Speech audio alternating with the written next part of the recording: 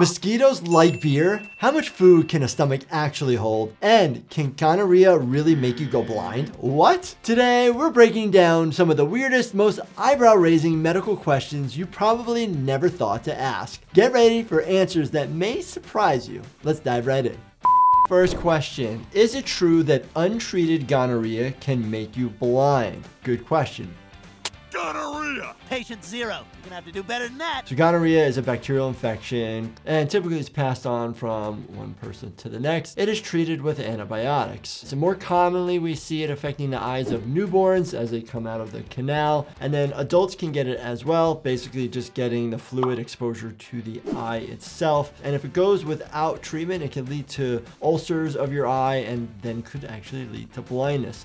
Number 2, when taking aspirin, ibuprofen, etc. for a headache, do these medicines actually cure a headache or do they just take the pain away? So aspirin, ibuprofen are non-specific pain relievers and fever reducers, and so it reduces inflammation, which then could relieve your symptoms related to your headache. But headaches are quite complicated and they can be a result of multiple different pathologies, ranging from dehydration to infection to tumor to poor diet to poor sleep. The list goes on and on and on. So can these actually cure it per se? No, they will just relieve the discomfort.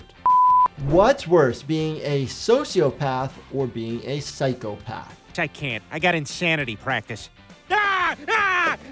Interesting question. I hope we're all doing okay. So psychopaths are typically described as having no empathy and are quite calculated in their actions, versus a sociopath has the typical behavior of not being able to form relationships or feel guilt, and their actions are typically more erratic. So in terms of impact on society, psychopaths may pose a greater risk to society overall because they could typically manipulate others more effectively. But obviously this is just a generalization. This is not on individual cases. So let me know your thoughts in the comments below. Is there a best time of day to have sex? Let's do it. So in general, for men, typically you have a higher amount of testosterone in the morning. So morning time would be the better option for men. Now when it comes to women, it's a little bit more complicated due to their menstrual cycles. So if somebody is still menstruating, you're having a change in hormone levels throughout the whole month. So during the time of ovulation, about mid-cycle, and that's when your estrogen levels are a little bit higher. So that would be the time when there would be potentially more arousal, more activity. Like, I know I can eat a lot, but I am curious, how much food can a stomach actually hold? Get in my belly!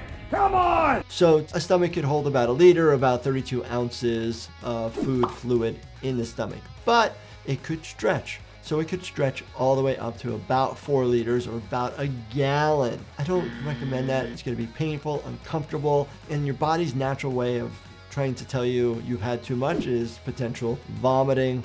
Now on the flip side of this, where people end up wanting to reduce the amount of food getting in their body, they potentially can undergo surgeries such as a gastric sleeve. So the gastric sleeve is basically where they leave a sliver, aka sleeve, of stomach left, and they cut the rest of the stomach out. That way it's a small amount, so that way you get the stretch reflex to say to your brain that you've had enough.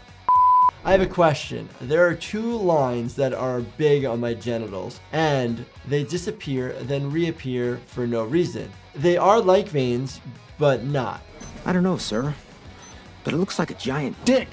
Yeah. Interesting. So on our genitals, we do have veins and blood flow, as well as skin folds. So the genitals also change in size and shape depending on arousal, depending on hydration, different situations. And so these can be very simply just superficial veins that come and go just based on the amount of blood flow that's down there. But my recommendation, get it checked out, have a doctor take a look at it.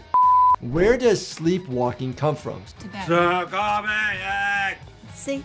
They're sleepwalking. So sleepwalking is basically a disruption in your brain's sleep cycle, right? It tends to happen when the brain is basically partially awake and partially asleep. And during that time, people can get up, do activities, walk, but they're not fully awake. And so this is more common in children, not as common as adults. This could be related to stress, PTSD, genetics, but typically we outgrow it. Other factors that can be involved is medications that we might be on. Why do some cuts leave scars while others don't? When I was 17, I accidentally sliced the end of my thumb along the thumbprint with a knife. Now, I can't even tell which thumb I injured. So yes, it depends typically on how deep the wound is, how much potential infection was there or not. Sometimes people overproduce scar tissue and they form these very large keloids. So multiple different reasons, but the most simple is depth of injury. So if the injury is very deep, you have a higher chance that it could leave a thicker scar versus if it's superficial, it might be a very small line and then might disappear over time. Why, even after having 11 hours of sleep every night for 2 weeks, doesn't it get rid of my eye bags? I'm not even that tired. Oh, sorry, you guys, I'm narcoleptic. So eye bags or dark circles, typically it's not always related to a lack of sleep. There's genetic factors, dehydration, aging, poor circulation, and so getting significant amount of sleep may help a little bit. Outside of going to the doctor and the hydration, what you could potentially do or look into is vitamin K and vitamin C. So definitely check that out. But if you are having trouble with sleep and you need a little bit of a boost, check out my company, Life Happens. We have a product called Do Not Disturb. It's formulated with bioavailable magnesium, L-theanine, passion flower to help you get a good night's sleep. Dumb question. Why do doctors make us say ah when I see them? What on earth are you looking for? Say ah. So yes, I love this one. The reason why we want you to say ah is when people open their mouths, stick their tongue out, the tongue typically raises up and impedes the view of the back of the throat. So when somebody says ah, that sound allows the tongue to drop and you can visually see the soft palate, the uvula. Some days my eyes look green, sometimes blue. So I'm curious, are there any natural ways to change your eye color? You were born with your eye color, so you know it's unique to you. But without taking things, your eye color could appear to change depending on the light, depending on the clothes you're wearing. But are there meds, herbs, different things out there that could actually change your eye color? And no, there aren't anything specific out there that can actually change your iris, which is the colored part of your eye. What color are your eyes? Let me know in the comments. Mine are a hazel.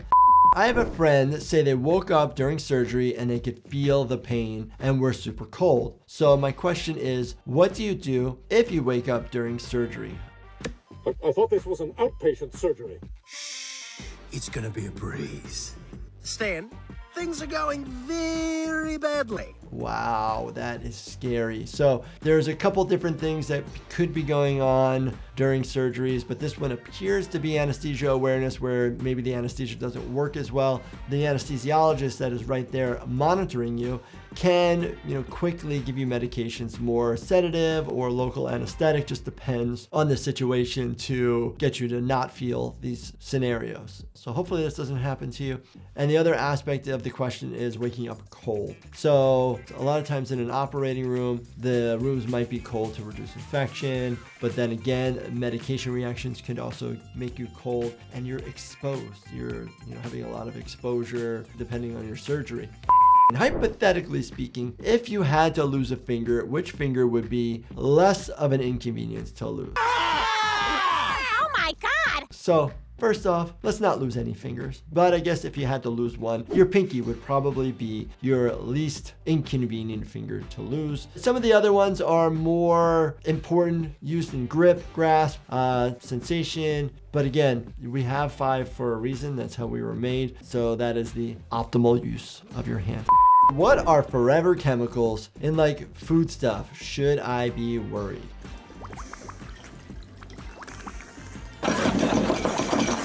These are synthetic chemicals that are put on certain things in non-stick cookware, but what the problem is they never really go away. That's why they're called forever. Studies have linked them to health issues like cancer, hormonal imbalances, and immune system harm. So it's tricky, they're out there, try to minimize them if you can. Is it true drinking beer makes mosquitoes more likely to bite you? Yes, drinking alcohol in general will potentially add some sweetness to your sweat for mosquitoes. They're actually doing research on this. So just something to be aware of. If you're outside enjoying some beverages, make sure you might, get some mosquito sprays just to reduce the amount of mosquitoes that are biting you. All right, great questions. So intense. This is really good. Continue to throw them at me. Leave them in the comment section. Put them on the Discord. Send us your questions. If they're very interesting and people could benefit from them, we will talk about it. And if you guys enjoyed this, definitely check out this playlist right here. Lots to binge watch. And as always, make sure you subscribe, turn on your bell notifications, and hit that like button for me. Thank you so much for watching, and stay healthy, my friends.